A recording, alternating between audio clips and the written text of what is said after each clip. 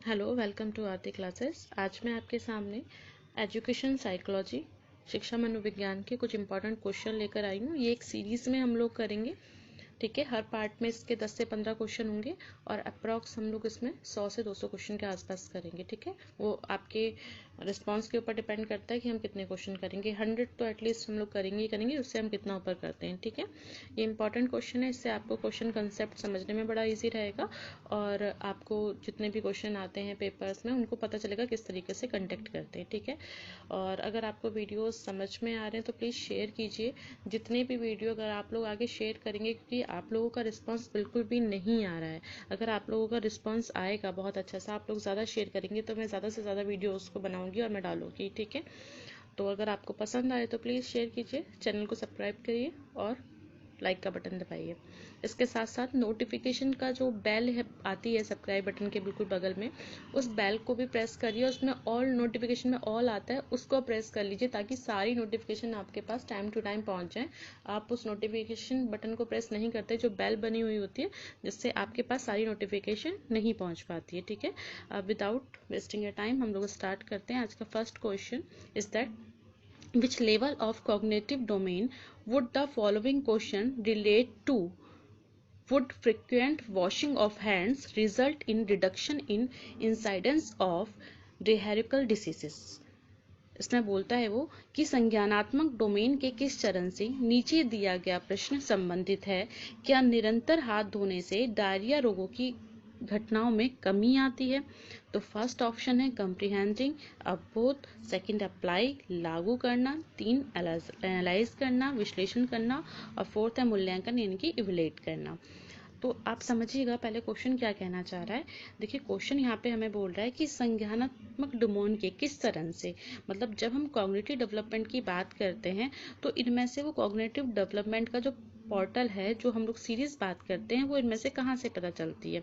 तो ये कहता है क्या निरंतर जो हाथ धोने से हम लोग कंटिन्यू हाथ जो धोते हैं, इससे जो डायरिया रोगों की घटनाओं में कमी आ जाएगी। यानी कि अगर हम रेगुलर हाथ धोते रहेंगे, क्या जो डायरिया है उसकी जो प्रोसेस है उसमें कमी आएगी।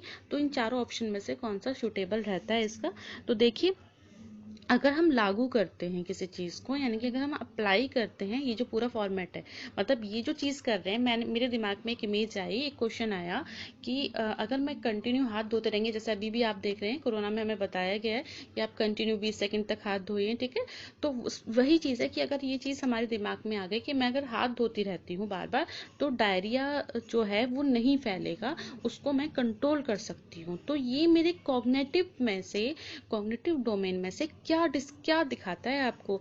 तो पहला है आपको कि वो कॉम्प्रहेंशन दिखा रहा है, वो अवबोध दिखा रहा है, वो अप्लाई करना दिखा रहा है, वो एनालाइज करना दिखा रहा है, या इवेल्युएटिंग करना दिखा रहा है। तो देखिए इसका जो आंसर आएगा वो आपका बी होगा, ठीक है। अप्लाई करना यानी कि लागू करना, यानी कि हाँ ये जो फॉर्मेट है ये मैं दिखा रहा है मेरे कॉग्निटिव डेवलपमेंट, यानी कि मेरा समझ ये है कि हाँ अगर मैं बार बार हाथ धोती हूँ तो इसके बाद क्या होगा कि इन सब प्रोसेस में कमी हो जाएगी, डायरिया में थोड़ी सा कंट्रोल आएगा, ठीक है।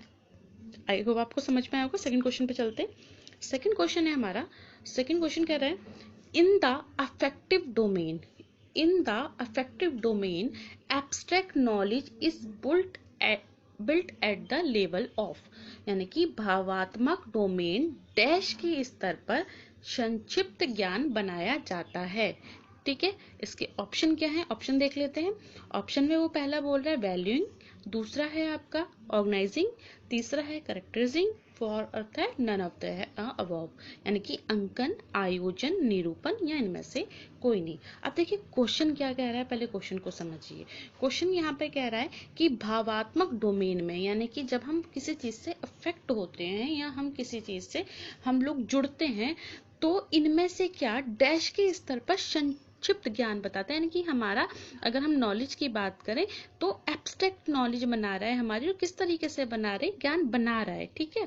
किस, तो इसमें जो ऑप्शन में आपका जो आंसर आएगा वो क्या आएगा आप लोगों के अकॉर्डिंग, देखिए बताइए। जब हम भावात्मक रूप से किसी के साथ जुड़ते हैं तो हमारी जो नॉलेज जो बनती है वो किस स्तर पर जाके बनती है, वो क्या होता है हमारे साथ। जब हम भावात्मक रूप से किसी के अफेक्टेड होते हैं किसी से, तो हमारी जो नॉलेज बनती है उसमें जो लेवल आता है वो कैसा आता है, इसमें आंसर हो जाएगा आपका सी, निरूपण यानी कि कैरेक्टराइजिंग करना। ठीक है, तो हम जब किसी के साथ जुड़ते हैं तो हमारी नॉलेज आती है। नेक्स्ट हम लोग बात करते हैं next question. As the NCF 2005, ठीक है, the role of teacher is that of a, मतलब NCF 2005 के अनुसार जो शिक्षक की भूमिका है वो कैसी है। तो NCF 2005 के अकॉर्डिंग ऑप्शन जो है, फर्स्ट है आपका लीडर, सेकंड है आपका विलेटर, तीसरा है आपका फैसिलेटर और फोर्थ इनमें से कोई नहीं, यानी कि नेता है, मूल्यांकक है या फिर प्रशिक्षक है या उपयुक्त, इनमें से ये सभी है।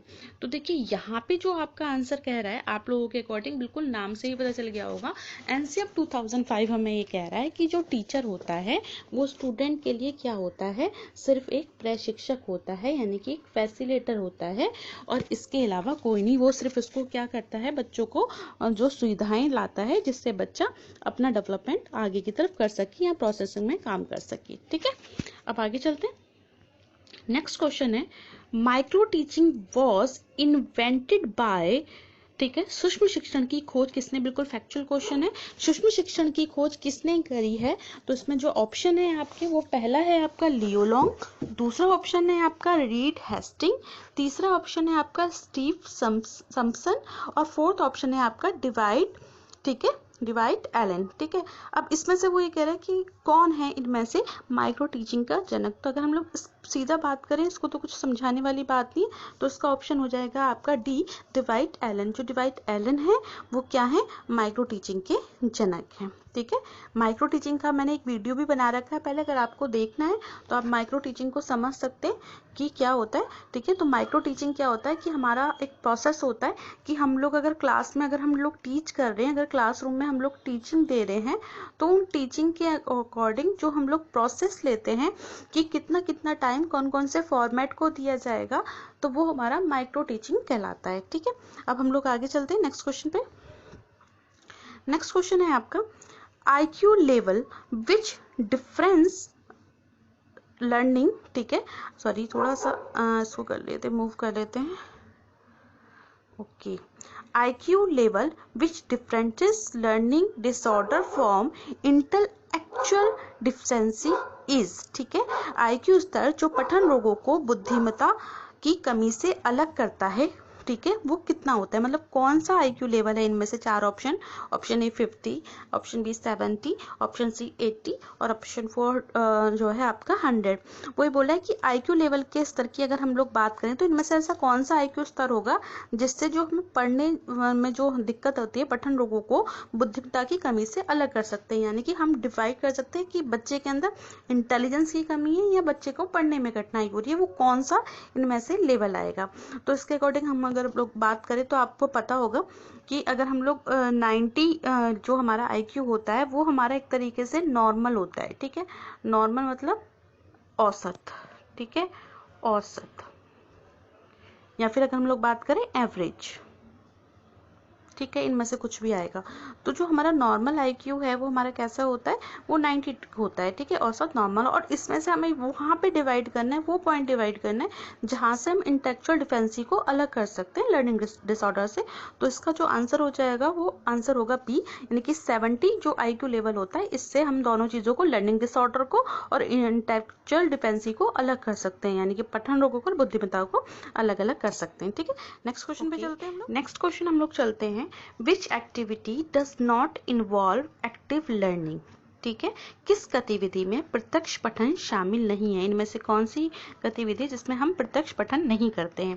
पहला ऑप्शन है लेक्चर, व्याख्यान, दूसरा ऑप्शन है ग्रुप डिस्कशन यानी कि समूह चर्चा, तीसरा है आपका स्टूडेंट डिबेट यानी कि विद्यार्थी वाद विवाद, और चौथा है हमारा पाठन द्वारा पठन, लर्निंग बाय टीचिंग। ठीक है, तो किस गतिविधि में प्रत्यक्ष पठन शामिल है, यानी कि सामने से आप नहीं पढ़ते। तो देखिए डी ऑप्शन से हम लोग चलते हैं।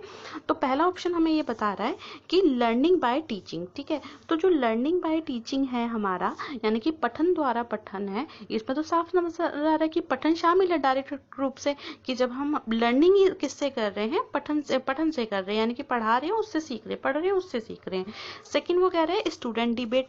अब स्टूडेंट स्टूडेंट डिबेट क्या होता है, जब विद्यार्थी वाद विवाद करता है तो देखिए कहीं ना कहीं से कुछ मैटर कलेक्ट करता है, कहीं ना कहीं से कुछ चीज़ों को लेता है, जोड़ता है, एंड देन उसके पास आप एक्सप्रेस करते हैं। जब हम कभी भी अपनी नॉलेज को एक्सप्रेस करते हैं तो कहीं ना कहीं तो हम ज्ञान लेते हैं, ठीक है, कुछ चीज़ें पढ़ते हैं, कुछ चीज़ें देखते हैं, देन उसके बाद हम एक्सप्रेस करते हैं। सेकंड ऑप्शन है आपका ग्रुप डिस्कशन। ग्रुप डिस्कशन जो है आपका समूह चर्चा, यानी कि थर्ड ऑप्शन, सॉरी नीचे से चल रहे हैं हम लोग। तो समूह चर्चा ग्रुप डिस्कशन में भी हम लोग सामने से सीख रहे हैं, पठन हो रहा है। देखिए मेरे सामने कुछ चीजें आ रही हैं, मैं भी कुछ कर रही हूँ। ग्रुप डिस्कशन में क्या है, मैं भी एक्टिव हूँ, आप भी एक्टिव है, ठीक है, आप भी बोल रहे हैं, मैं भी बोल रही हूँ। इसी तरीके से विद्यार्थी वाद विवाद में भी यही चीज है, आप भी बोल रहे हैं, मैं भी बोल रही हूँ, ठीक है। यहाँ पे स्टूडेंट ग्रुप ले लेते हैं, 5 बच्चों का ग्रुप है, 5 बच्चे बोलेंगे। समूह चर्चा में भी सभी लोग जितने भी बैठे हैं वो बोलेंगे। अब जब हम लर्निंग बाय टीचिंग करें तब भी सभी लोग अपना अपना व्यू रखेंगे, लेकिन जो लेक्चर प्रोसेस होता है, यानी कि जो व्याख्यान होता है, उसमें क्या होता है कि सिर्फ एक पर्सन बोलता है, जो टीचर, जो लेक्चरर है, जो टीचर है, जो बोल रहा है, जो टॉपिक को समझा रहा है, सिर्फ वो बोलेगा और कोई नहीं बोलेगा। इसलिए आप एक्टिव नहीं है उसमें। तो इनमें से जो एक्टिविटीज इसमें इन्वॉल्व नहीं है आपकी एक्टिव लर्निंग, आप मतलब खुद एक्टिव नहीं है खुद से, आप एक तरीके से यहाँ पे निष्क्रिय है, आप अनएक्टिव है। एक्टिव कौन है, सामने वाला लेक्चर में, क्योंकि टीचर बोल रहा है। आप क्या कर रहे हैं, सिर्फ सुन रहे हैं। ग्रुप डिस्कशन में आप सुन भी रहे हैं, आप बोल भी रहे हैं। स्टूडेंट डिबेट में आप सुन भी रहे हैं, आप बोल भी रहे हैं। लर्निंग बाय टीचिंग में आप सुन भी रहे हैं, देख भी रहे हैं, पढ़ भी रहे हैं और आप बोल भी रहे हैं, ठीक है।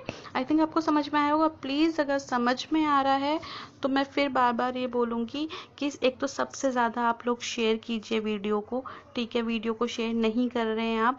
दूसरा, अगर मैं आपसे बोलूं तो प्लीज आप लोग शेयर के साथ साथ लाइक कीजिए, वीडियो को लाइक प्लीज कीजिए। और प्लीज जब सब्सक्राइब करें वीडियो को तो बेल आइकन पे ऑल नोटिफिकेशन के बेल को प्रेस बटन को प्रेस कर लें, ताकि सारी नोटिफिकेशन डायरेक्ट आपके पास पहुंच जाए, क्योंकि वो आपके पास प्रॉपरली नहीं पहुंच रही हैं, ठीक है। चलते हैं यहाँ के नेक्स्ट क्वेश्चन की तरफ। नेक्स्ट क्वेश्चन हमारा ये कह रहा है आपके, नेक्स्ट क्वेश्चन कहता है कि abstract thinking generally begin in first, मतलब जो हमारी अमूर्त चिंतन है, वो ये प्याजे से रिलेटेड क्वेश्चन है, वो कौन सी स्टेज पर शुरू होता है। अमूर्त चिंतन सामान्यतः डैश पे आरंभ होता है, स्टार्टिंग पूछ रहा है आपसे, ठीक है। तो पहला ऑप्शन है यहाँ पे बोला है सेंसरी मोटर स्टेज, ज्ञानेंद्रिय अवस्था। सेकंड है आपका प्री ऑपरेशनल स्टेज, यानी कि पूर्व सक्रियात्मक अवस्था। तीसरा है आपका कॉन्क्रीट ऑपरेशनल स्टेज, यानी कि ठोस सक्रियात्मक अवस्था। और चौथा है लास्ट है आपका फॉर्मल ऑपरेशन स्टेज, यानी कि औपचारिक सक्रियात्मक अवस्था। तो देखिए एब्स्ट्रैक्ट थिंकिंग की जब हम लोग बात करते हैं तो ये जो एब्स्ट्रैक्ट थिंकिंग है वो यहाँ पे किसके अकॉर्डिंग बता रहा है, वो बता रहा है जीन पियाजे के अकॉर्डिंग। तो अगर हम पियाजे को डिफाइन करें तो पियाजे ने अपनी कॉग्निटिव डेवलपमेंट को समझाने के लिए 4 स्टेजेस बताई थी, जिसमें जो पहली स्टेज थी वो ये थी सेंसरी मोटर स्टेज, जिसकी एज उसने बताई थी 0 से 2। प्री ऑपरेशनल स्टेज जिसकी एज बताई थी 2 से 7। कॉन्क्रीट ऑपरेशनल जिसकी एज बताई थी 7 से 11। और फॉर्मल ऑपरेशनल स्टेज जिसकी बताई थी 11 से अबव। देखिए मोस्ट इंपॉर्टेंट ये है कि 11 से अबव भी आता है, उसने पर्टिकुलर डिफाइन नहीं करा इसके एज तक, लेकिन कुछ बुक्स में कुछ राइटर्स ने 11 से 15 भी लगाया हुआ है। तो आप ऑप्शन के अकॉर्डिंग देख लीजिएगा। वैसे जो हम क्लियर बात करें तो 11 है, 11 से अबव। तो यहाँ पे बोला है कि सेंसरी मोटर स्टेज जो है वो कब मतलब बच्चे की स्टार्ट होती है, मतलब कब उसमें आ जाता है, ठीक है। अमूर्त चिंतन पूर्ण रूप से स्टार्ट हो जाता है और बच्चा करने लगता है। तो देखिए इसमें ऑप्शन के अकॉर्डिंग जो है आपका वो औपचारिक सक्रियात्मक अवस्था आएगा, फॉर्मल ऑपरेशन स्टेज आएगा, क्योंकि ठीक है, क्योंकि इस यहाँ पे वो पूछ रहा है एब्स्ट्रैक्ट थिंकिंग जनरली बिगिनिंग, ठीक है, नॉर्मली बिगिनिंग। लेकिन अगर बिल्कुल शुरुआती चरण की बात करें तो देखिए जो तीसरी अवस्था है कॉन्क्रीट ऑपरेशनल स्टेज, उसमें भी वो आती है, ठीक है, हो जाती है स्टार्ट। हल्का उसके जो पॉइंट है क्योंकि हो जाती है, क्योंकि देखिए 7 से 11 है ना यहाँ पर, और यहाँ 11 से 15 है, तो एक तरीके से जो 7 से 11 है वो और ये वाला 11 आ तो दोनों में ही रहा है ना, तो स्टार्टिंग हल्की सी इसमें हो जाती है। लेकिन फिर भी अगर हम लोग चारों ऑप्शन के बिहाफ पे देखें तो इस वक्त डी ऑप्शन सही होगा, यानी कि औपचारिक सक्रियात्मक अवस्था फॉर्मल ऑपरेशन स्टेज में जो है ये जनरली स्टार्ट हो जाती है, ठीक है। नेक्स्ट चलते हैं नेक्स्ट क्वेश्चन की तरफ। कॉम्प्लिकेटेड सा थोड़ा क्वेश्चन है, देखिए समझिएगा इसको। पहला क्वेश्चन, इसमें क्वेश्चन में वो कह रहा है, थोड़ा सा इसको बड़ा कर देते हैं, आपको समझ में आ जाएगा। देखिए Mala mother is a responsive parent who takes care to satisfy Mala's need. Mala is an infant according to Erikson. Mala is likely to, ठीक है। माला की माताजी एक जिम्मेदार अभिभावक है जो माला की आवश्यकताओं को पूरा करने के लिए ध्यान रखती है। माला एक शिशु है। एरिक्सन के अनुसार माला की संभावना क्या है, इनमें से क्या है। Option first, form A life long attitude of basic trust toward the world, यानी कि विश्व पर आधारभूत विश्वास का जीवन पर्याप्त दृष्टिकोण बनाने की। दूसरा ऑप्शन है आपका एक्सपीरियंस सर्टन लर्निंग डिफिकल्टीज, कुछ पठन बाधाओं का अनुभव करने की। तीसरा ऑप्शन है आपका have difficulty in forming attachment to her brother, अपने भाई से लगाव बनाने में कठिनाई। ठीक है। डी ऑप्शन है आपका बिकम ए गिफ्टेड चाइल्ड, यानी कि उपहंत बच्चा बनने की। तो क्वेश्चन समझिएगा दोबारा से कि माला की माता जी एक जिम्मेदार अभिभावक है, यानी कि वो उसकी जो माला की जो नीड्स हैं, जो जरूरत है, उन सबका ध्यान रखती है। लेकिन माला एक शिशु है छोटी सी, तो एरिक्सन के अनुसार माला की संभावना है। तो देखिए उसने बोल दिया शिशु है, यानी कि जो फर्स्ट स्टेज है एरिक्सन के अकॉर्डिंग 0 से जो स्टार्ट होती है, ये उस स्टेज की बात कर रहा है। तो उस स्टेज में शिशु का जो मेन पॉइंट होता है वो क्या होगा इनमें से? तो देखिए जब शिशु छोटा शिशु है, यानी कि 0 लेवल पर है वो, तो वहां पर उसको पठन बाधाओं का तो मतलब ही नहीं है, 0 लेवल पर है, ठीक है, शिशु है, तो उसको पढ़ने पढ़ाने का तो मतलब ही नहीं है। भाई से लगाव, क्योंकि अभी तक उसके अंदर इमोशन भी प्रॉपर से नहीं जागे होंगे।